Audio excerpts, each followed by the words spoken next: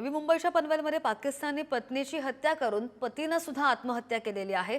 भारतात राहायचं की पाकिस्तानमध्ये हा त्यांचा वाद विकोपाला गेल्याचं पाहायला मिळालं।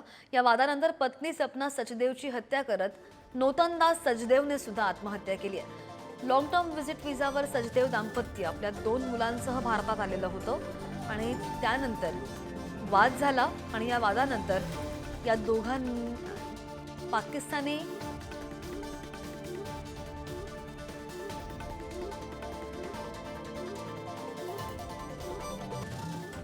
हे दोघंही हिंदू आहेत, पाकिस्तानी नागरिक आहेत आणि ते शॉर्ट टर्म व्हिसावर इंडियामध्ये आलेले. या ज्या मृतक सपना आहे हिच्या 2 बहिणी इथं राहण्यास आहेत. त्यांचं असं म्हणणं आहे की नवरा बायकोमध्ये लग्न झाल्यापासून वाद व्हायचे.